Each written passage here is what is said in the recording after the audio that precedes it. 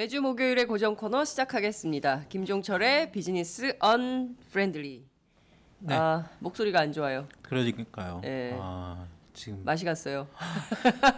요즘에 아침하고 낮 네. 기온차가 너무 커서 그러니까요. 감기 걸리신 분들이 굉장히 많더라고요. 네.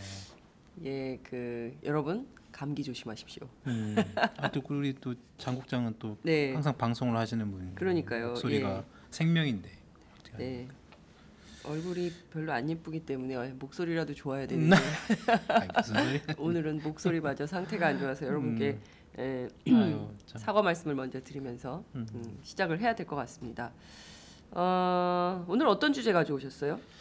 요즘 이제 하여튼 대선 국면이고 그렇습니다. 대선 이제 뭐 한 5, 6일밖에 안 남지 않았습니까? 네. 그러니까 앞으로 저희 여기 군에서는 좀 이제 각 주요 후보에 대한 어떤 경제 네. 정책, 그렇죠. 그다음에 주요 어떤 경제 공약, 그다음에 그런 부분들을 좀 더 시청자 여러분이나 독자 여러분께 좀 더 면밀하게 좀 알려드리고 네. 좀 시시비비를 좀 가려볼 필요가 있지 않을까. 그러니까요. 이게 제일 중요한 것은 역시 정책 검증이 아닌가 싶습니다. 맞습니다. 물론 네. 이제 지금 그 네거티브가 한창 그 진행 중에 있지만 제일 중요한 거는 어떻게 하면 국민의 삶을 변화시킬 것인가. 그렇죠. 네. 이것이 핵심 포인트인데 쭉 그 정책들이 나오고 있는데 네. 김종철 부장님한테 제일 딱 경제 말고 경제 기자니까 경제부 기자니까 그거 빼고 네. 경제 이외의 이슈 가운데 그 후보들이 내건 수많은 정책 가운데 제일 귀에 딱 들어오는 정책은 어떤 거예요?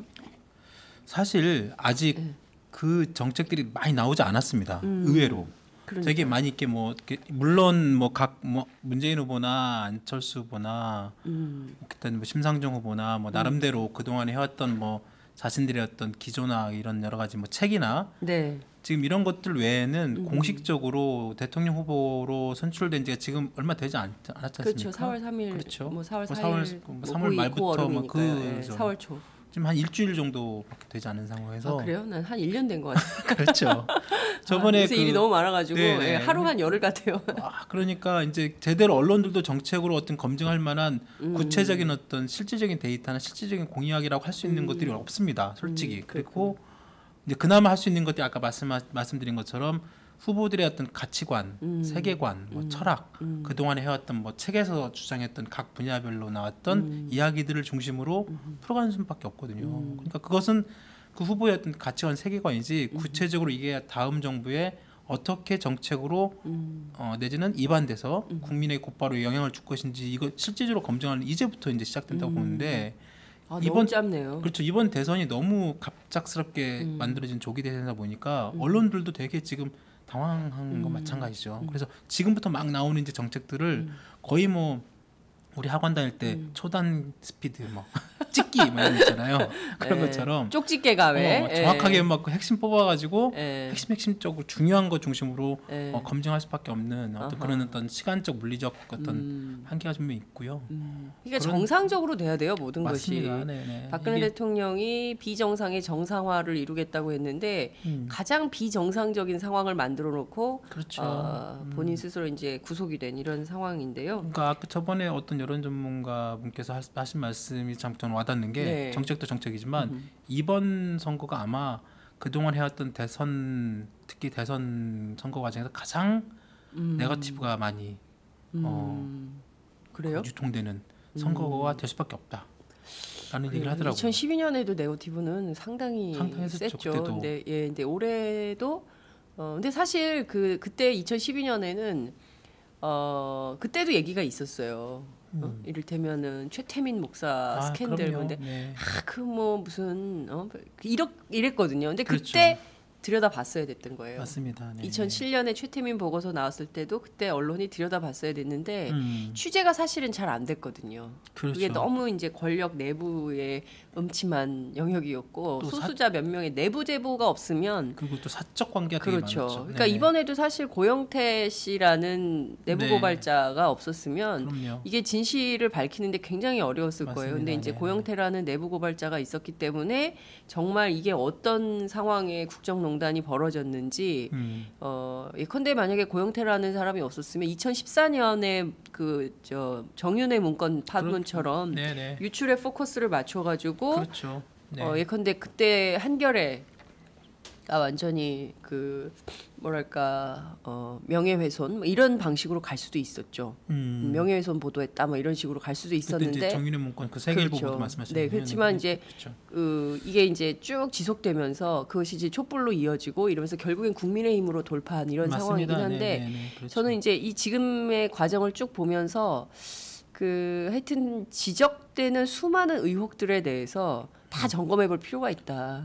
예. 맞습니다. 네, 그렇죠. 그리고 이제 아마 그게 언론의 사명이다 이런 생각이 그렇습니다. 들더라고요. 그리고 이제 예. 더더군다나 이제 문재인 후보와 안철수 후보 특히 지금 최근에 양강구도 막 이렇게 네. 형성이 됐잖아요. 네, 이 두 후보 같은 경우는 이미 2012년 특히 문재인 후보도 마찬가지고 네. 안철수 후보도 그때 뭐 서울시장 뭐 내지는 어떤 같은 국회의원 그리고 또 2012년에 또 한때 또 그 대선 후보에 같이 또 경쟁을 했던 그런 분이었기 때문에 일정 부분 1차적인 어떤 그 최소한의 검증은 어느 정도 좀 그 진행이 됐다고 봐도 돼요. 근데 이제 아까 말씀하신 것처럼 그때 미흡했던 부분들 최근에 다시 불거지고 있는 그런 부분들이 아마 다시 또 이제 막 검증 작업에 올릴 것이고 안 후보는 이제 제대로 검증을 받는 거죠. 네. 엄밀히 말하면 이제 진짜 대선 후보로서 이번에 처음에 이제 도전하는 거기 때문에 제대로 된 어떤 언론이나 어떤 그런 전문가 그룹의 어떤 검증을 이제 제대로 받을 것 같고 지금 국민의당도 아직 이제 공식적인 어떤 선거의 그런 정책들을 아직 다는 내놓지 못하고 있거든요. 지금도 하나씩 이제 나오고 있고 그 최입의 정책실장 통화를 했는데 집에 못 가고 하루 종일 공약만 만들고 있대요. 그러고 있다고 하더라고요. 근데 욕만 먹고 있다고. 힘들어 죽겠다고 하더라고요. 최입은 지금 초선 의원인데 사실상 그쪽 정책 브레인 중에 한 명이죠. 중에 한 명이죠. 네, 맞습니다. 사실 이제 시민단체에서 활동도 많이 하고 그렇죠. 이랬던 경제 네, 전문가이기도 한데요. 네. 하여튼 보겠습니다. 근데 지금 저는 가장 핫한 이슈가 뭐냐 이제 여쭤봤었는데 네. 저는 그 단설 유치원 파문 네, 그거 정말 네. 어떻게 보세요? 이 유치원 문제는 지금 초등학생 아버님으로서 전직 그 유치원생을 두셨던 아버님으로서 정말. 이제는 말할 수 있다. 그러니까 네. 이제는 말해야 된다. 아니 그 우리 장 국장도 마찬가지 경험을 하셨을 것이고. 저 할 얘기 많아요. 그렇죠. 그러니까 저는 기본적으로 네. 이게 원래 이 유치원 이슈가 그러니까 완전 돌발 이슈죠. 사실상 갑작스럽게 이제 어떻게 보면 안철수 후보의 그 사립 엊그제죠. 엊그제 이제 그 사립 유치원 유아 뭐 교육자들에 가서 이제 발언한 것이 이제 완전히 그렇죠. 크게 어떤 사실상 이 한 발언이 이렇게 큰 태풍으로 커질 줄은 솔직히 그 캠프 사람들도 몰랐을 거예요. 근데 그만큼 어떤 그 아주 요즘은 그 정책이라는 어떤 발언 이런 게 하나 디테일 아주 작은 거 하나가 크게 와닿고 또 그 작은 거 하나가 국민들의 생활과 밀접한 관계가 있잖아요. 그럼요. 그렇죠. 유치원 문제가 사실상 물론 안 후보 같은 경우는 뭐 그런 얘기도 합니다. 뭐 안민석 의원이 뭐 같은 국회 교문위 소속이었잖아요. 그러니까 안민석 의원의 비판처럼 뭐 이분은 뭐 좀 금수저란 뭐 하면서 자신의 어떤 딸은 뭐 조기 유학 보내고 유치원을 제대로 뭐 안 키워봐서 모르는 거 아니냐라는 식으로 이렇게 비판하시는 분도 있지만 실제 대다수의 한국에 내지는 대한민국에 있는 부모들은 아이 뭐 맞벌이나 가지고 이 어린이집 유치원 얼마나 머리 아픕니까? 그리고 이 사립 유치원 하나 보내면 그 경제적 부담이 엄청 크고 그럼요. 실질적으로 뭐 저도 마찬가지고 저희도 맞벌이 할 때도 보면 그 공설 국공립 유치원을 들어가려면 거기 사실상 로또 애 태어나기 전에 먼저 이렇게 근데 그것도 정책이 당첨 진짜 제가 그렇잖아요. 이거는 뭐 좀 갈래를 나눠가지고 말씀을 좀 드리자면 우선 이게 안철수 후보가 저는 이제 사립 유치원장 사립 유치원 그렇죠. 원장들 표를 의식해서 그렇죠. 한 발언이 아닌가 싶어요. 근데 이거를 해명하면서 더 큰 논란을 낳은 거죠. 뭐 발음을 또록또록 하겠다 이렇게 주장을 했는데 이게 발음의 문제가 아니라 당연하죠. 병설과 단설은 전혀 다른. 물론 이제 초반에 어떤 기자가 단설 유치원을 병설 유치원으로 잘못 써서 오기가 됐지만. 지금 국민들은요, 그게 단설이든 병설이든 국공립 보육시설을 대폭 확장. 저도 또록또록 얘기하는데 콧물이 나가지고 해야 된다는 거거든요. 그러니까 이게 저는 사실 우리 애들 이제 지금 초등학교 6학년, 3학년 이렇게 다니고 있지만 그 애 봐줄 데가 없어가지고 맞아요. 제가 그 7번 이사를 했어요. 그러니까요. 네. 그리고 국공립 보육시설은 차치하더라도 민간 보육시설 가운데 그래도 괜찮은데 보내려고 하면 3,000명씩 줄 서 있었어요. 네, 맞습니다. 그러니까 못 네. 들어가요. 막 그 제가 우리 작은 애 그 돌 무렵에 보내는데 수녀님 붙잡고 울었어. 제가 얘를 맡기고 회사에 가야 되는데 그러니까. 얘가 집에 있으면 제가 회사를 못 갑니다. 근데 수녀님이 그러시더라고요. 줄을 서시오. 아니 근데 이게 아마 맞벌이 하는 그 워킹맘들은 진짜 눈물 없이는 할 수 없는 얘기가 이 보육시설 관련된 거거든요. 맞습니다. 네, 그리고요 이게 유치원 사립유치원은 너무 일찍 끝나요. 맞아요. 또 뭐 일찍 3시, 끝나면 4시에 끝나요. 엄마들 6시에 퇴근하기도 어려워요. 맞습니다. 다 7시에 퇴근하는데 그때까지 봐주는 데도 없어요. 그러니까 또 봐주려면 누군가를 돈을 더 내야 되고 네, 덜 넣어야 돼요. 그리고 이제 그 이모를 써야 돼. 맞습니다. 이분 써야 돼. 그렇게 해요. 그런데 우리가 그런 맞벌이 하지 말고 한 사람은 집에서 애를 보는 게 어떠냐. 맞벌이 안 하면 살 수가 없어요. 왜냐하면 물가도 너무 높고 도대체 그대로. 둘이 안 벌면은 그렇죠. 뭐 생활 주택비 자체가 안 되죠. 그러니까 네. 우리 너무 공감의 폭이 크다. 저는 저희 와이프도 일을 하지만 네. 저희 이제 기자들은 보통 9시 해가지고 집이 이제 저는 좀 회사랑 그렇게 멀지 않아서 저희 와이프 같은 좀 회사가 더 멀어가지고 저보다 일찍 출근해요. 그래서 저는 제가 아이를 갖다 유치원 꼬박꼬박 데려다주고 보내주고. 그다음에 이제 아침에 이제 좀 같이 나오고 그랬는데 나올 때 아빠가 저밖에 없었어요 그때.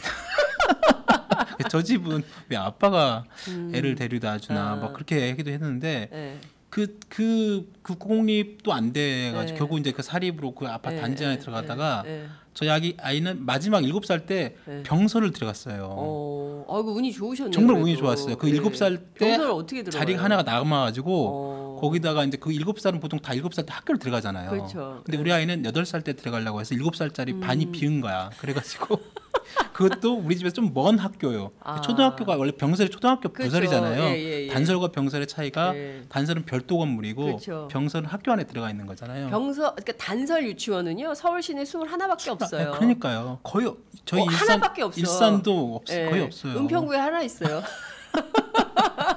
수십만 사람들 중에. 그러니까요. 그리고요 그 단설 유치원은 방학 때도 프로그램이 가동이 되잖아요. 맞습니다. 병설 유치원은 방학 때 보낼 데가 없어요. 맞아요. 똑같이 방학해 버리니까. 똑같이 방학하니까 학교랑. 네. 이거 어쩌라는 거야. 어떡하라는 거야. 애를 그리고 데리고 회사에 올 수가 없잖아요. 맞습니다. 맞벌이 안 하면 살 수가 없거든요. 맞아요. 근데 이런 시스템에서 단설 유치원 그러니까 단설 유치원이 처음에 발음이 문제였다고 했다가 나중에 이게 또 문제가 해명을 되니까 했죠. 병설이 아니라 신설 단설을 줄인다고 했다가 규제한다고 했다가 이게 또 논란이 되니까 그게 아니라 대형을 안 한다. 근데 소형 단설은 있을 수가 없어요. 맞습니다. 단설인데 어떻게 소형을 해요? 말이 안 되는 거죠. 그렇죠. 그러니까 그리고 기본적으로 이것은 국공립 보육시설 확대에 대한 이 워킹맘들 혹은 지금 다 애들 키우는 대한민국 보통 평범한 사람들의 가정이 일상이 어떻게 돌아가는지를 잘 이해를 못하고 있는 거예요. 근데 맞습니다. 저는 한 가지 답답한 거는 안철수 후보야 그럴 수 있다고 생각해요. 왜냐하면 워낙 그 의사 아버지 집에서 자랐고 또 본인 또 스스로 의사로서 또 대한민국에 뭐 돈도 많이 벌고 이랬기 때문에 뭐 본인의 삶은 그럴 수 있는데 국민의당에 평범한 사람들 많잖아요. 그러니까요. 저는 이 사람들 다 뭐 한 거냐는 옆에 거예요. 정책에 하신 분들이 해명도 더 웃겨요. 해명대 아까 말씀하신 것처럼 대형 단설 유치원은 거리가 멀어서 통학에 어려움이 생기는데 학부모에 친화적이지 않다. 셔틀 다 다녀요 단설은. 솔직히 저도 이거 똑같은 말이거든요. 학부모 친화적이지 않다는 얘기는 저도 차를 가지고 이제 애를 그 병설 유치원까지 병설 유치원은 그래요. 학교까지 가야 되거든요. 맞아요. 그러니까 거리가 있죠. 단설은 셔틀해요. 그럼에도 불구하고 왜 거기를 가려냐면 훨씬 싸요. 저렴하죠. 그리고 선생님들도 다르잖아요. 친절하시고 사립 유치원 거기는 선생님들이잖아요. 그러니까 비용으로 따지면 여기서 말하는 그러니까 안 후보 캠프에서 내놓은 해명에 거리가 멀어 통학에 어려움이 있어서 학부모에 친화적이지 않고 이거는 전혀 그렇죠. 학부모들은 얼마든지 그게 갈 수 있다는 멀어도 가죠. 그렇죠. 안심하고 맡길 수 있는. 그럼요. 안심하고 맡길 수 있는 요새 그런 부분도 어린이집에 얼마나 그런 문제들이 많은데요. 맞습니다. 또 하나는 국가재난 상황에 대응이 어렵다고 그래요. 또 거기에 국가재난 상황에 대응이 어렵고 교육 프로그램 등 맞춤형 관리가 어렵다. 이걸 갖다가 이제 대형 단설 유치원의 문제점이라고 이렇게 꼽았는데 그렇지 않아요. 국가 재난 상황에 대응이 어렵다는 표현이 전 잘 이해가 안 되더라고요. 아니 이게 왜 대형 단설 유치원이 국가 재난 상황에 대응이 어렵다는 표현이 나오는지 그 말이 안 되는 그러면 거고요. 사립 단설 유치원들은 국가 재난 상황에 대응을 잘하는 건가요? 그건 그러니까 이거는 그냥 말을 해명을 하기 위한 해명인 거죠. 그 이제 최도자 의원이라고 그러니까 그 이를테면 국민의당의 비례대표 그 사립 유치원 혹은 유치원 그러니까 주변이 공립 단설 유치원이 들어서면 주변에 다른 사립 유치원들이 망한다 이거예요. 그렇기 때문에 이거를 잘 신경 써서 해야 된다. 그러니까 결국에는 사립 유치원 원장들의 이해관계를 대변하기 위해서 다수 대중의 그 엄마 아빠들의 보통 평범한 사람들의 삶이 얼마나 고단한지에 대해서 살피지 못한 점 이거에 대해서는 저는 사과하고 정책 전환을 해야 된다고 생각합니다. 어제도 그 해명 자료에 그렇게 나와 있어요. 그러니까 이건 안 후보 스스로 올린 거예요. 그 주위에 말씀하신 것처럼 주위에 작은 유치원들이 어려움을 겪을 수 있다. 아니 그 어려움 겪을 수 있죠. 그래서 저는 민간 보육 시설도 그 일종의 민간 보육 시설 열심히 해서 잘하시는 분들이 있거든요. 그러니까 그런데도 인증제를 해야 되는 거예요. 맞습니다. 뭐 이제 서울 뭐 어린이집 인증제 이런 거 하듯이 인증제를 해서 죄송합니다 오늘 너무 결례를 하네. 그러니까 그 솔직히 지금 민간 보육 시설인 그 사립 유치원에도 국가 보조가 들어갑니다. 그럼요. 예, 다 들어가요. 세금이 들어가요. 예, 맞아요. 그 세금을 지금 저번에 이미 보도에 많이 나왔습니다만 많은 유치원이 그걸 공금을 이용하거나 횡령하고 이런 경우가 너무 많기 때문에 이런 것을 어떻게 잘 운용하고 아까 말씀하신 것처럼 그런 인증제 그다음에 그런 그 유치원 선생님들에 대한 어떤 보육교사의 질 이런 부분들도 충분히 국가가 지금 세금으로 보조를 하고 있는데도 불구하고 사립 자칫 어떤 그런 일부라고 할 수 있지만 그런 민간 그런 어떤 유치원의 어떤 그런 도덕적 해이 이탈 이런 부분들을 정확하게 지금 못 하고 있는 부분도 국회의원들이 많거든요. 제가 이제 그 국회 출입을 하잖아요. 그래서 국회의원들 얘기를 들어보면 그 어린이집 원장님들, 사립 유치원 원장님들의 입김을 감당할 수가 없대요. 그러니까 상당한 이익 집단이 되어 있다는 거예요. 그래서 이분들의 어떤 이해관계를 건드리면 벌집이라는 거예요. 그러니까요. 그러니까 그렇기 때문에 이 관리를 잘해야 되는데 물론 그래서 정치적으로는 그분들의 이런 관계를 푸는 것도 중요하지만 정치의 목적이 뭡니까? 공공성이거든요. 다수 대중이 원하는 방향으로 정책을 해줘야 되는 거거든요. 물론 이제 소수자에 대한 배려도 필요한데 어떤 것이 우선순위인가를 판단하는 능력이 정치인들한테는 있어야 되는 거거든요. 맞습니다. 사실 아침마다 엄마들이 출근하기 전에 뭐 통상 9시라고 칩시다. 9시에 출근하려면 새벽부터 일어나가지고 그렇죠. 아침밥 먹이든지 해가지고 애 입히고 씻기고 가방 챙기고 해가지고 유치원 보내고 그다음에 이제 자기 출근하려면 그 사이에 진이 다 빠져요. 데려다 주는데 길은 또 왜 그렇게 막히는 거야. 맞아요, 미치겠어 맞아요. 진짜. 그렇죠. 길은 또 막히지. 또 회사에서 상관은 전화 오지. 네? 아주 그냥 죽겠어. 제가 엄마들 힘내세요. 진짜 어머님들, 그렇습니다. 아버님들 힘내세요, 진짜. 그러니까 이게 아빠 힘내세요. 맞아요. 그러니까 이게 민간도 일정 부분 잘 해야 되지만 우리나라는 너무 국공립이 너무 없어서 너무 없어서 문제잖아요. 믿고 맡길 아이가 없고요. 그리고 아침밥도 어린이집에서 좀 주문 안 돼요?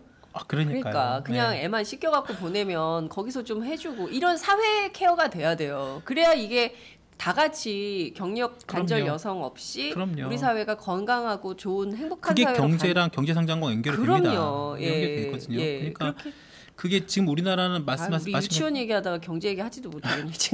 보육교육 이 보육 문제 이 여기에 공공성이 우리나라가 너무 낮기 때문에 말씀하신 것처럼 거기에 대한 어떤 그 수많은 어떤 그 우리 세금도 세워 있는 거랑 마찬가지고 최소한의 국공립 지금 그래서 이제 뒤늦게 지금 나온 후보들 공약들이라는 게 다 그런 거예요. 문재인 후보나 심상정 후보나 마찬가지로 거의 기본적으로 이제 앞으로 국공립 어린이집 등 이런 부분에 지금 현재 비중을 지금 12%밖에 안 된다는 거예요.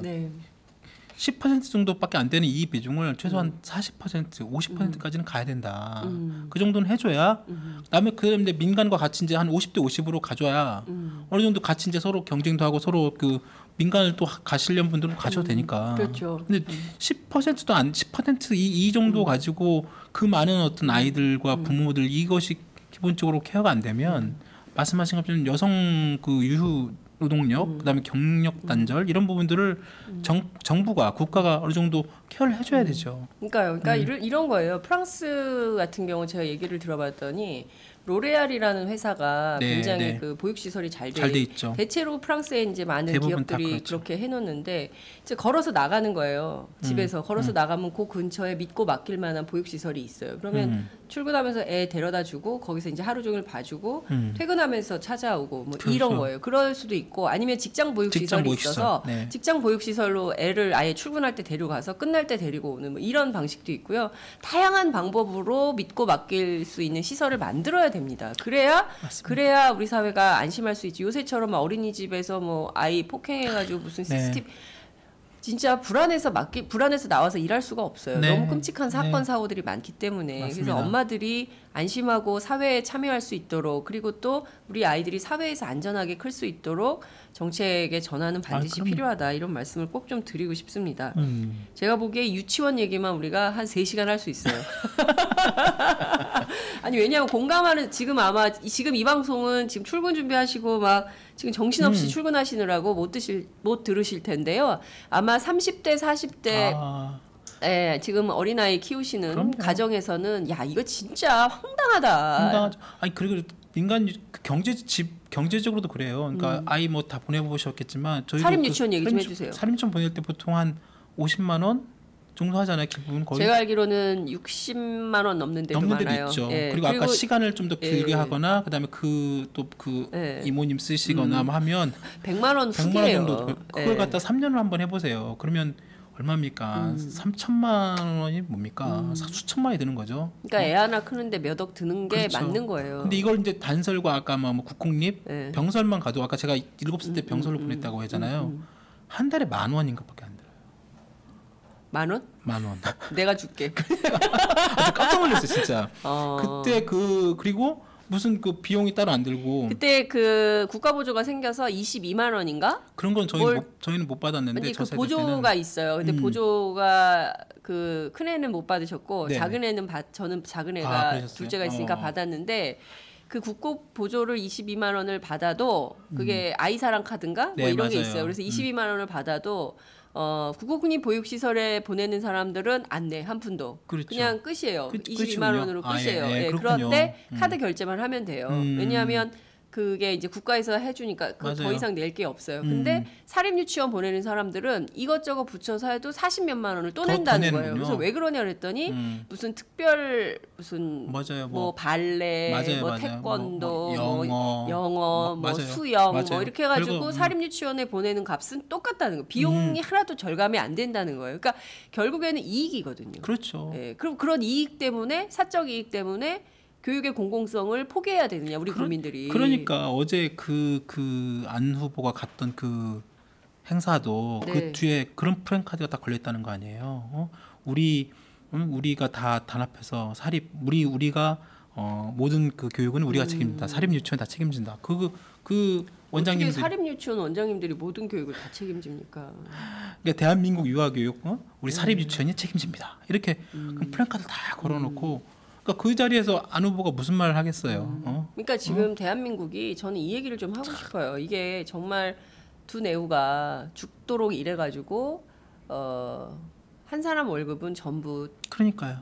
집 마련하는데 전세 보조가 그렇죠. 됐든 월세가 됐든 내 집 마련이 됐든 은행 갖다 주는데 정신이 없고 그렇죠. 그 나머지 쪼개가지고 애들 교육하는 교육비 쓰고 그 다음에 둘 다 너무 지치니까 밥은 또 나가서 사 먹고 이러니까 남는 돈이 없는 거예요. 맞습니다. 네, 네, 전 네. 가정이 대충 비슷할 것 같아요. 네, 그러니까 네. 이런 환경 그리고 일은 일대로 너무 많잖아요. OECD 가운데 우리가 노동 시간이 최장 노동 최장이죠. 시간이거든요. 네. 그리고 노동 적게 하려면 니네 월급 깎는다. 이렇게 나오면 그러면 좀 더해서라도 네. 이 비용을 유지해야 하니까 임금 삭감 없는 노동 시간 축소 이 대책을 정부가 내놔야 돼요. 맞습니다. 예, 그래서 네, 네, 삶의 질을 유지하면서 갈 수 있는 방안을 저는 그래서 큰 틀에서의 교육 정책, 뭐 보육. 예, 주택 정책, 다 새로 세팅이 돼야 된다고 생각합니다. 그러려고 우리가 그 엄동설안에 촛불 들고 1,700만 명이 나간 겁니다. 그럼요. 이게 대통령 하나 무슨 박근혜 대통령 구속시키려고 나간 게 아니에요. 그럼요, 맞습니다. 이게 지금 뭐 자칫 또 뭐 이게 뭐 과거 대 미래 뭐 이런 식으로만 네. 계속 하고 있는데 뭐 그 촛불에 대한 여러 가지 평가와 뭐 그런 내용도 있겠지만 그 각기 말씀하신 것처럼 잘못된 것을 바로잡는 것은 당연히 죄 지은 사람들은 당연히 구속되고 법에 따라 처벌받는 건 당연한 거죠. 문제는 그 처벌이 그동안 잘 안 이루어졌기 때문에 이번에 처벌 제대로 하자는 요구가 하나 있었던 것이고 네. 그런 처벌을 바탕으로 해서 새롭게 대한민국을 만들어 보자. 다시 그동안 해왔던 것들을 제대로 네. 말씀하신 것처럼 교육, 보육 뭐 기본 아주 기본적인 생활 네, 네. 문제부터 네. 그러니까 그런 것들이 이제 정책적으로 이렇게 나와야 되는 거죠. 그렇죠. 이런 것들 내용들이. 네. 근데 이렇게 이번처럼 이런 유치원 이 발언 하나 가지고 진짜 온 나라가 또 이 엄마들 아빠들이 막 그 분개한 게 아니 그동안 수십 년 동안 이런 얘기들이 계속 나왔고 국공립 이런 거 늘려달라고 그런 얘기들이 많이 나왔는데 그래도 유력한 후보께서 그 아무리 그 원장님들 모임이라고 하지만 거기서 그렇게 잘 현실과 안 맞는 얘기를 하니 그러니까 저는 이런 거예요. 이게 좀 그러니까, 답답한 얘기가 있는 거죠. 그러니까 표를 얻기 위한 전략. 뭐 정치인한테는 굉장히 중요한 전략이라고 생각해요. 네. 표가 된다면 어디든 간다. 박지원 대표가 제일 싫어하는 소리가 그 표 떨어지는 소리 하지 마. 그런 얘기를 막 기자들한테도 많이 하거든요. 그러니까 정치인들한테는 표가 굉장히 중요해요. 내가 이 얘기를 해서 전략적으로 얻을 수 있는 표가 얼마나 되는가를 표 계산을 하면서 움직인다는 거 아니에요. 그러니까 그 이석현 국회부의장이 그런 얘기를 했어요. 정치인들은 울을 때도 이게 울어서 표가 나올까 안 나올까 계산하고 운다. 그게 정치인이다. 이런 얘기를 했는데 네. 중요할 수 있어요. 그렇지만 더 그거보다 더 중요한 건 본인의 노선과 가치. 그러니까 당장의 표를 얻기 위해서, 당장의 지지율을 높이기 위해서 자신이 갖고 있는 정치 철학이나 노선이나 비전이나 전략, 정책 이걸 전부 다 수정할 거냐 말 거냐 네네, 이런 맞아요. 큰 틀에서의 정치인의 고민이 있어야 될 것 같다 이런 생각이 좀 드는데 맞습니다. 네. 저희가 시간이 없어가지고 규제 프리존법 이건 또 뭡니까? 이것도 이제 안철수 후보가 대한상공회에서 아, 이제 그 그래요? 기업인들 그 앞에 강연을 하는 건데 근데 규제 프리존법이라고 이제 지금 그 국회에 네. 넘어와 있는 거 있잖아요. 그걸 이제 민주당이 막아서 막고 있고 다른 이유가 없으면 이걸 통과시킨 게 맞다. 네. 근데 이것도 좀 논란이 될 수 있는 게 어. 규제 프리존이 말씀드려 뭐냐면 규제 프리예요. 그러니까 규제를 없애겠다는 규제를 규제 프리. 없애겠다. 그렇죠. 규제를 없애는 존. 그러니까 그런 지역이죠. 규제를 없애는 아예 그냥 옛날 같으면 자유무역지대 뭐 이런 형식처럼. 그래요? 그러니까 규제 프리존 법을 통과시키려고 하는데 민주당이 막고 있어서 못하고 있고 그래서 지금 통과를 시켜야 된다. 규제 프리는 박근혜 대통령이 했던 건데. 그렇죠. 그게 네. 그겁니다. 그러니까 이번에 그 솔직히 박근혜 최순실 국정농단 사건 중에 그 되게 이게 언급됐던 게 이 규제 프리존 법이에요. 그러니까 이번에 뭐 K 스포츠 미르재단 할 때도 예, 예. 기업들 전경련에서 하던 그 얘기했던 게 그 규제 프리존 빨리 좀 통과시켜 달라는 거였거든요. 거기에 내용이 뭐냐면 말 그대로 규제를 다 풀어 달라는 거예요. 근데 엊그제 안 후보가 얘기한 그 자리에 네. 물론 뭐 기업인들 앞에서 규제 완화, 규제 개혁 뭐 이거 얘기할 수 있죠. 그러니까 전부 그 사립 유치원 원장, 그렇죠. 기업인들. 근데 그 자리에서 또 무슨 얘기했냐면 안 후보가 규제 프리존법을 없애야 된다 해놓고 또 안전과 또 그 환경 이거는 또 규제를 강화해야 된다. 근데 이게 규제가 뭐냐면 규제를 없애야 되는데 규제의 핵심이 뭐냐면 안전과 환경이에요. 아니 왜냐하면 어떤 사업이나 이런 거 할 때 보면 우리가 이제 정부가 나중에 기업이 네. 어떤 새 제품이나 만들 때 정부가 이제 개입을 해야 될 거 아니에요. 네. 이게 국민들 건강에 악영향을 미칠 것인지 안 할 네. 것인지 그런 검증을 해야 될 거 아니에요. 예, 예. 그리고 어떤 기업이 어떤 공장을 짓거나 할 때도 네. 그린벨트 지역을 왜 하느냐면 그걸 없애버리면 난개발돼서 막 공장만 다 지으면 환경 오염되고 다 오염이 될 거 아니에요. 그러니까 그건 장기적으로 봤을 때 그런 어떤 경제적인 어떤 그런 걸 판단했을 때 각 나라가 나름대로 최소한의 규제를 갖고 있는 거죠. 그게 안전이고 환경이에요. 그런데 안 후보는 이 규제 프리존법 이거 빨리 이거 통과시키고 규제 없애야 된다고 해놓고 규제가 너무 프리해가지고 생긴 게 옥시 사태 아닙니까? 맞습니다. 옥시가 사람을 죽였어요. 왜? 여기 너무 기업하기 좋은 나라. 아무런 환경과 관련된 규제가 없기 때문에 그렇죠. 가습기 살균제 막 팔아먹었거든요. 그래서 사람들이 죽었어요. 그 문제에 대해서 정부가 조사도 제대로 안 하고요. 그렇습니다. 이런 사태가 벌어졌는데 또 규제를 풀이하자는 게 뭔 얘기예요. 그러니까 안전과 환경, 특히 이 화학물과 관련해서는 네. 아주 철저한 규제가 필요한 겁니다. 그렇죠. 네. 그러니까 이게 물론 막 그 쓸데없이 진짜 그 어떤 관료나 행정 당국이 쓸데없이 어떤 막 그 어떤 단계를 뭐 한 번에 할 걸 갖다 막 괜히 두 번 세 번 해서 만드는 그거는 그런 안 행정 되죠. 규제 이런 것들이 네. 있다고 하면 행정 규제는 당연히 그렇죠. 그동안에 수많은 그 정부들이 다 그런 걸 다 없애 왔어요. 네. 근데 이번에 이 규제 프리존 법이라는 이 안 후보가 얘기한 부분은 전혀 다른 부분이에요. 그동안에 내왔던 것들 특히 하나 얘기만 들면 기업 실증 특례라는 그 내용이 있습니다. 이게 아까 뭐예요? 기업 실증 특례. 그 이제 그 법안에 기업이 어떤 아까 말씀드린 것처럼 새로운 사업에 진출할 때 어떤 그 신제품의 어떤 안전성 이런 것들은 이제 국가가 일정 부분 검증하게끔 돼 있죠. 우리의 식품의약품 그렇죠. 안정청처럼 네네네네. 옥시사태 말씀드린 네. 것처럼. 근데 이 법이 통과되면 기업 실증 특례 이걸 갖다가 기업 스스로 가는 거예요.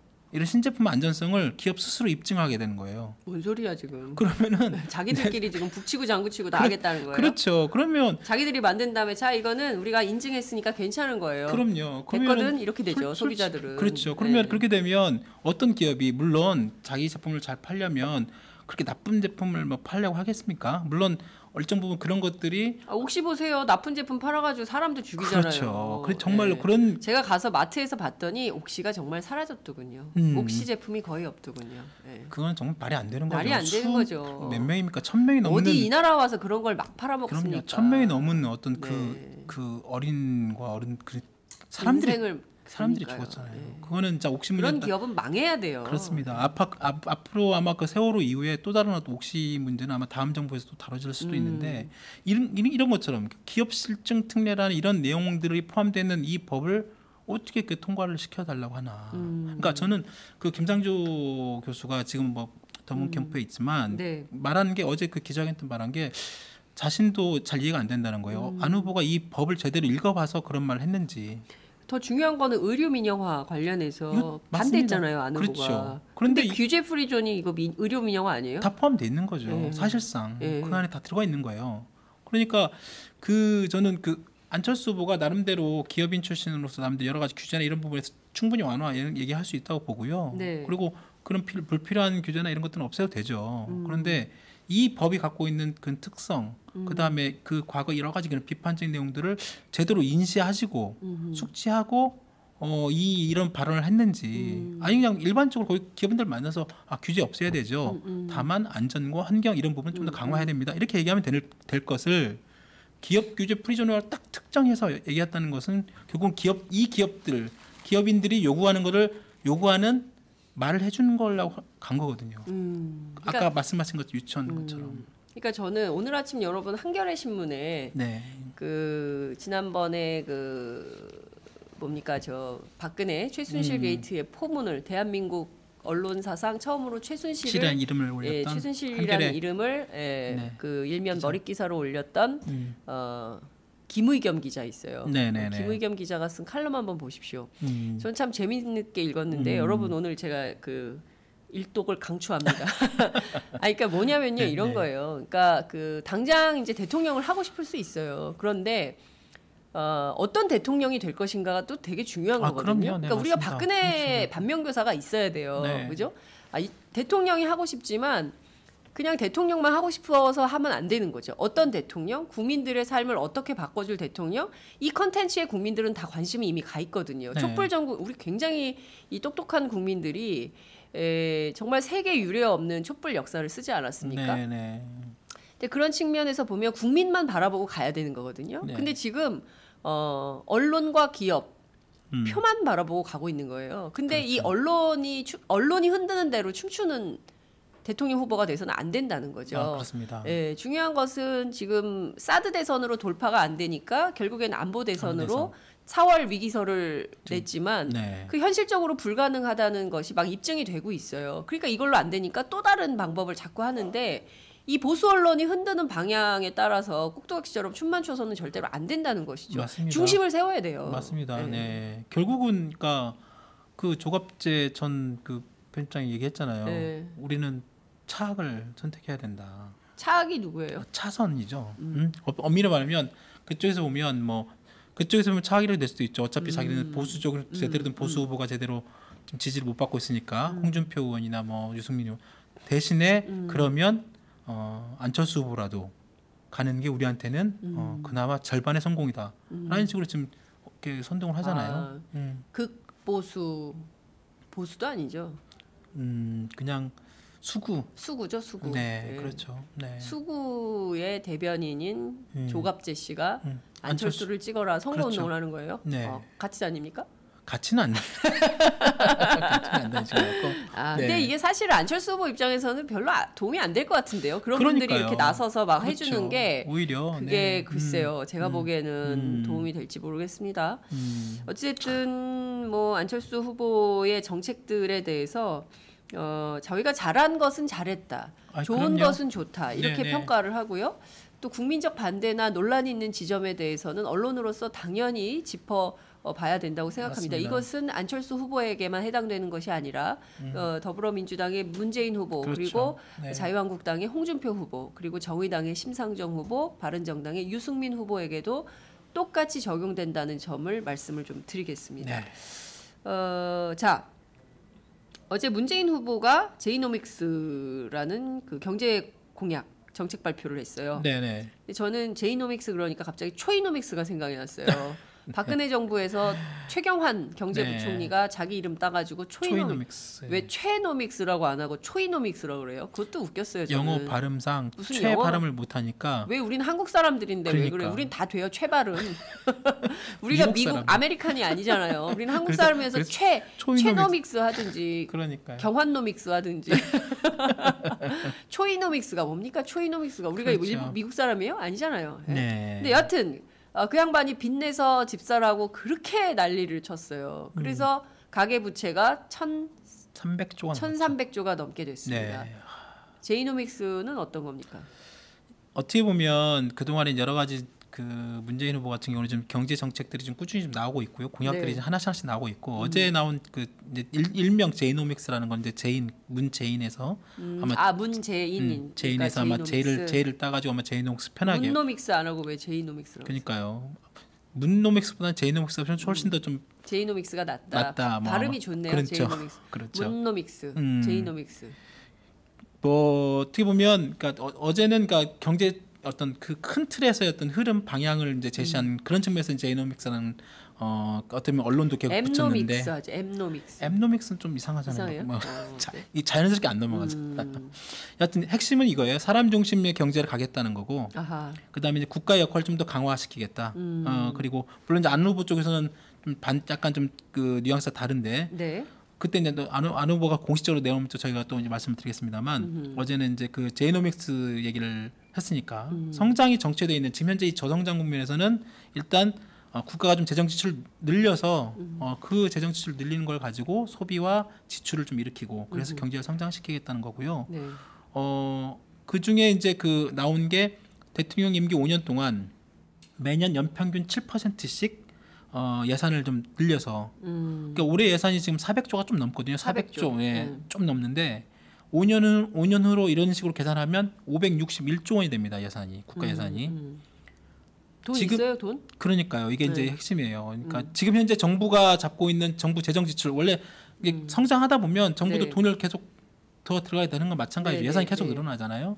정부는 아마 지금 현재 정부에서는 한 3.5% 정도로 이렇게 재정 지출이 늘어날 거라고 네. 예상을 했는데 문재인 후보는 7%로 잡은 거예요. 2배 이상 잡은 건데 말씀하신 것처럼 2배 잡으면 돈이 그만큼 필요하잖아요. 어디서 더 걷지? 그러니까 네, 이거 세금을 더 걷어야 되잖아요. 그렇죠. 정부가 이제 돈을 쓰려면 돈을 걷어야 되잖아요. 네, 담배세 이런 거 하면 사람들이 엄청 열받을 텐데. 그러니까 네. 이제 담배세는 이미 있고 그래서 기본적으로 한 돈을 더 내려면 돈을 더 걷어들이거나 네. 아니면 정부가 돈을 찍거나 그렇게 되는 거잖아요. 그러니까 돈을 더 걷어들이려면 세수 그러니까 확보를 해야죠. 세금을 더 걷어들여야 돼요. 네. 세금을 더 걷어들이는 방법은 아까 말씀하신 것처럼 뭐 부가세나 이런 뭐 직접세나 이런 걸 더 올리는 방법밖에 법인세를 없거든요. 올려야 되는 거 아니에요? 그래서 이제 당장 이 세금을 올리는 것은 좀 부담스러우니까 네. 지금 이쪽 문재인 캠프에서도 다른 부분들 기본적으로 이제 경제가 성장하면 기본적으로 세수는 항상 늘게 돼 있으니까 기본적으로 세수 늘어나는 비용, 세수가 늘어나는 돈, 거기에 들어오는 돈 한 50조.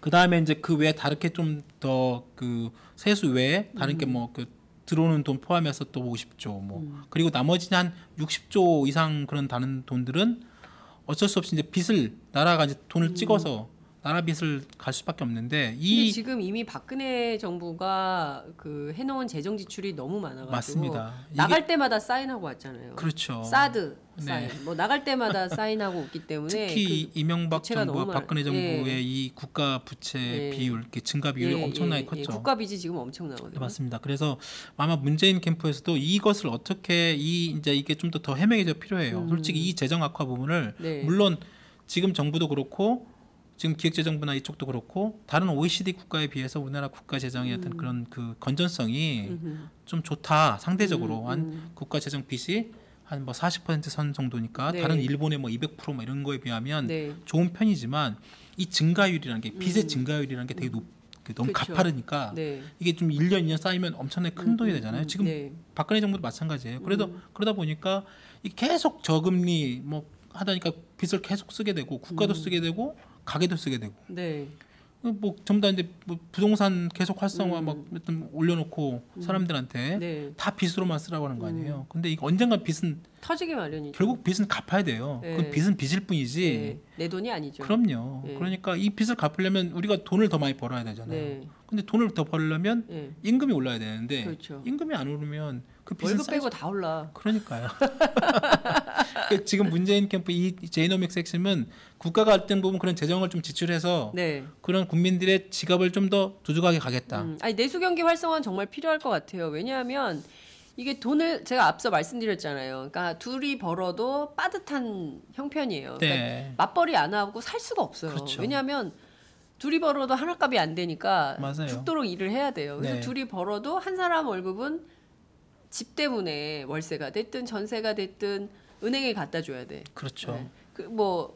그리고 나머지로 교육비 해야 되죠. 생활비 해야 되죠. 뭐 경조사비 써야 돼. 막 돈이 들어갈 때가 많아. 왜 이렇게 돈 쓸 때가 많아요? 그러니까 우리가 하여튼 막 다 써야 돼요. 그러니까 맞습니다. 남는 돈이 없어요. 그렇기 때문에 내 지갑에서 무슨 하다못해 뭘 할 수가 없어요. 특히 이제 제가 봤더니 그 대치동이나 목동에 있는 엄마들은 그 전부 그 맥도날드 간다는 거야. 커피 마시러. 그래서 왜 그러냐 그랬더니 과외비에 다 써가지고 커피 마시더라고요.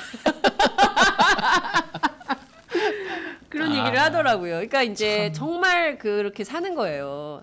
그러니까 근데 과연 이렇게 맞습니다. 했을 네. 때 이렇게 과외비를 많이 쓰고 그야말로 좁은 문을 향해서 전부 대학 가가지고 다 또 놀고 있잖아요. 그러니까요. 그러니까 50대 이상 엄마들의 또 고민은 뭐냐면 애가 대학은 졸업했는데 전부 집에 있네.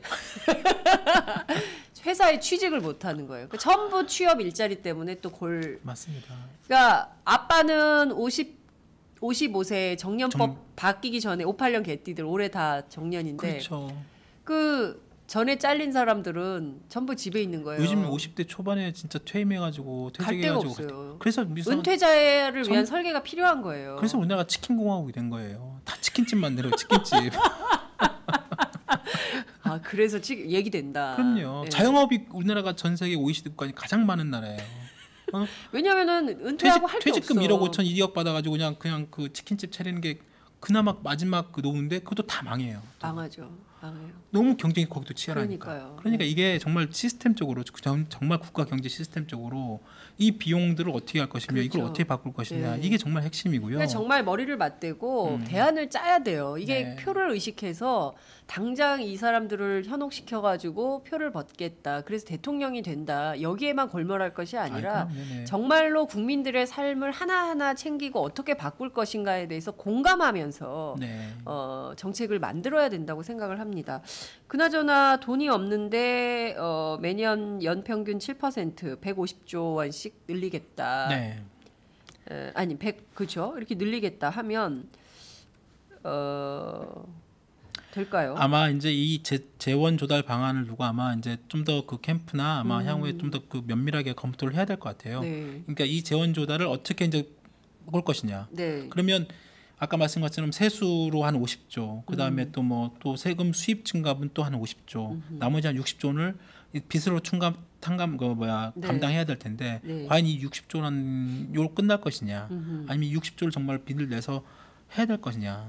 그렇게 해서 정부가 내지는 그런 정부 지출이 말씀드린 것처럼 아까 교육이나 네. 보육이나 그다음에 어떤 공공부문 네. 그런 쪽으로 좀 일자리나. 일자리나 네. 그쪽으로 들어가서 그 돈이 다시 국민들한테 들어가고 네. 그러면서 임금이 좀 올라가고 전반적 경제가 좀 더 저성장률을 좀 더 높이고 경제가 좀 더 올라가고 임금이 좀 남아지면 그만큼 세금도 더 낼 거 아니에요. 그러면 정부의 재정도 그만큼 상대적으로 좀 더 좀 커버가 될 수 있는 여지가 있지 않을까라는 이런 그 전망을 갖고 있는데 네. 항상 전망 그대로 가는 건 별로 없잖아요. 그렇죠. 그러니까 저는 일자리 정책만 하더라도 문재인 후보하고 안철수 후보 차이가 좀 있더라고요. 그럼요. 그러니까 문재인 맞습니다. 후보는 공공부문 일자리부터 확보하겠다. 그러니까 정부가 기업을 견인하겠다. 이제 네. 이런 주장이고 아니다. 정부는 가만히 있고 민간과 기업이 일자리 창출을 하도록 정부는 뒤에 있어야 된다라는 네. 것이 이제 안철수 후보의 그 일자리 정책이던데 이 문제도 언제 한번 짚어주세요. 네, 다음에 한번 짚어드리겠습니다. 일자리 정책도 굉장히 중요하기 중요합니다. 때문에 네네. 어떤 방식이 옳으냐. 네네. 그러니까 기업도 나서야 되죠. 기업도 그렇습니다. 나서야 되는데 네. 기업이 자발적으로 안 하고 있잖아요. 맞습니다. 기업이 네. 자발적으로 일자리를 늘린다면 뭐가 걱정이겠어요. 그렇죠. 그 최소한의 청년 의무고용 할당 이것도 안 하고 있잖아요. 그렇죠. 그냥 벌금 내고 말다는 거아니에요. 그거 안 하고. 근데 그거 참 나쁘지 않아요? 왜 그렇죠. 벌금 내고 말아요? 벌금이 아니, 더 싼가 보지? 싸죠. 싸니까 그냥 내고 하는 거죠. 우리 그냥 벌금 50만 원 아니 청년 고용주가 1년에 뭐 1,500만 원에도 2천만 원 줘야 될 거를 그냥 벌금 한 300만 원 내고 그냥 그게 훨씬 더 기업에서 이익이니까. 이게 그렇게 시스템의 참 제도가 나쁜 기업인들. 그렇게 살지 맙시다. 우리. 그러니까 그렇게 하면 그렇게 안 살지 되는 거예요. 맙시다. 이게 그러니까 지금 다 같이 살아야지. 나만 잘 살면 뭐해요? 그와 똑같습니다. 장애인 그 고용도 마찬가지예요. 장애인 고용도. 네, 저희 회사도 지금 장애인 네. 의무 사업장이기 때문에 예, 저희도 예. 같이 이제 일을 고용했죠. 예. 저희도 같이 일을 합니다만. 좋아요. 잘하고 있어요. 예. 맞습니다. 이게 잘하는 분들이 있거든요. 그리고 네. 잘 기업에서 잘 예. 쓸 수도 있고. 네. 그러니까 그런 고용 그런 부분들 충분히 있는데 기업도 안 씁니다. 왜냐하면 그것도 마찬가지로 벌금 내고 말지. 벌금 내고 맙니다. 예. 그게 더 훨씬 싸게 막힌다, 막힌다 이렇게 네. 얘기를 하는데 그러면 근데 안 제가 되는 거죠. 저희는 이제 열린 진보를 표방하는 진보 언론입니다. 진보적 가치를 실현하고자 하는 진보 대안 언론인데요. 제가 보수적 가치를 계속 얘기를 하게 돼요. 이 매체에서. 이유가 뭐냐면 보수가 해야 되는 최소한을 안 하는 거예요. 네, 공동체성. 네, 네. 그 중요합니다. 공동체의 가치가 회복이 돼야 돼요. 네. 우리가 같이 살고 공동선 이런 것들을 우리가 그 노선을 가져가야 되거든요. 맞습니다. 그러니까 네, 네, 함께 걸음이라는 말도 있잖아요. 네, 네, 같이 가야죠. 네. 나만 뭐 막 그게 재미도 진정한 없어요. 보수죠. 그러니 네, 그게 맞습니다. 진정한 보수적 가치예요. 네. 공동선을 마련하고 공동체의 정신을 회복하고 그렇죠. 공공성을 만들어 나갈 때 사회가 안정되고 그렇죠. 바람직한 사회로 가는 거거든요. 네. 그게 근데 보수가 말하는 그러니까 그런 그래야 맞습니다. 바른 사회로 네, 가는 거거든요. 그렇죠. 근데 그게 아니라 나만 잘 살게 이런 식으로 해가지고는 안 된다는 것이죠. 네. 정책의 전환이 굉장히 요구되는 때다. 그렇습니다. 이런 말씀을 좀 다시 네네. 드리겠습니다. 목소리도 안 좋은데 너무 많이 떠들어가지고 참 큰일입니다. 네. 저희가 이번 주 토요일 날 김종철 부장님 어디 가십니까? 아직은 뭐 네. 왜요? 광화문 나오세요. 무섭습니다. 네. 이번 토요일 하죠. 네, 이번 주 토요일 날 촛불 집회 하는데요. 맞습니다. 촛불 가야죠. 그 촛불을 안 드니까 우병우 수석이 여러분 수고 많으셨습니다 하고 집에 갔어요. 검찰의 수사 기록을 봤더니 특검이 해놓은 것에 영장 청구 내용이 특검은 40장인데 검찰은 20장. 그리고 범죄 사실도 3분의 1로 축소를 해가지고 영장 청구를 했으니 법원은 당연히 기각. 이런 겁니다. 결국엔 국민이 나서지 않고 국민이 잠잠해졌다고 생각하니까 또 적폐 세력들이 살아나가지고 멋대로 하는 거예요. 조중동이 또 활개하고 있는 겁니다. 활개치고 있는 겁니다. 전 그 방송 생방을 봤는데 네. 그 우병우 수석이 차 타면서 기자들한테 아마 그동안 수고하셨습니다. 이 말 자체가 그게 나는 뭐냐면 진짜 기가 그 말 자체가 되게 우리끼리 말하는 게 싸하게 다가온 거 있잖아요. 그러니까요. 고생했어 너희들 그동안. 애썼다 니네. 집에 가. 그렇죠. 저 같은 거기 이제 좀 좀 연조가 낮은 기자분들이 취재를 하고 계셨는데 저희 같은 선배 연주 기자들이 있었으면 잠깐만요. 아니 그동안 수고하셨던 아니 물론 그럴 수 있다면 지금 그분이 무죄가 아니잖아요. 아니잖아요. 법정 구속될 수도 있어요. 네, 그러니까 지금 재판 시작도 안 했고 물론 이제 시작도 안 했고. 이런 식으로 하면 기소가 안 되죠. 이런 식으로 하면 무죄죠. 검찰 논법대로 하면은 무죄죠. 그렇지만 무죄로 하기에는 8가지 범죄 사실이 있고요. 어떻게 세월호 그 수사 방해를 뺍니까? 그렇죠. 영장 청구해서 빠졌다면서요? 이석수 특감을 완전히 와해시켰어요. 형 어디 아파? 이랬다는 거 아니에요, 이석수 네. 특감한테. 특검에서 조사한 내용을 전부 무위로 만든 검찰. 저를 개혁해 주세요. 네? 물망초 전략입니까? 그런 것도 아니고. 저는 그 검찰 내부에 있는 소신 검사들 있잖아요, 젊은 검사들이 네. 제대로 또 목소리 내야 된다고. 임은정 검사가 한마디 했어요. 네, 의정부지청 임은정 검사님. 네. 정치 검찰로 만들었다. 검찰 수뇌부가 김순환 검찰총장 뭐 하는 거냐 이렇게 그러니까요. 비판 성명 냈는데요. 저는 역시 국민이 가만히 있으니까 적폐가 움직인다. 네. 적폐 세력이 청산된 게 없습니다. 정말 박근혜 대통령 하나 감옥 갔을 뿐이에요. 우병우 수석 안 가잖아요. 네. 여전히 검찰 내부에 있는 우병우 라인이 다 살아서 무위로 만들기 시작한다면 그 자체로 우리가 왜 이러려고 그 엄동설원에 1,700만이나 나와서 네. 촛불을 들었나 그야말로 자괴감이 듭니다.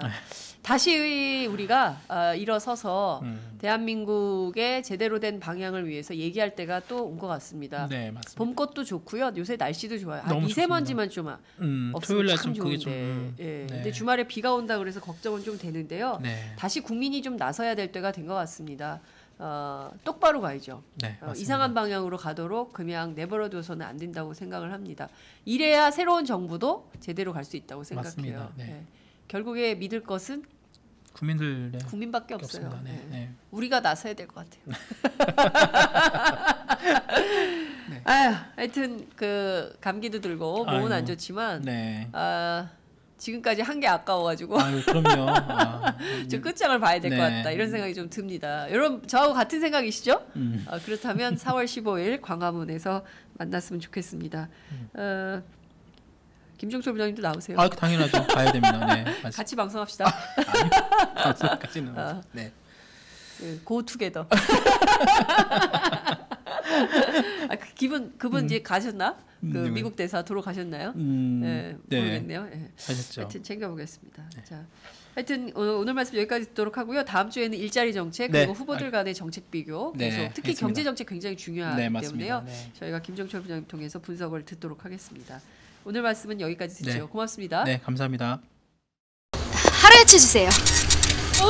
저 이거 하나 샀는데 유기농 야채가 14가지? 빛이 내린다. 14가지 유기농 야채 이것뿐일걸. 14가지 유기농 야채 하루야채.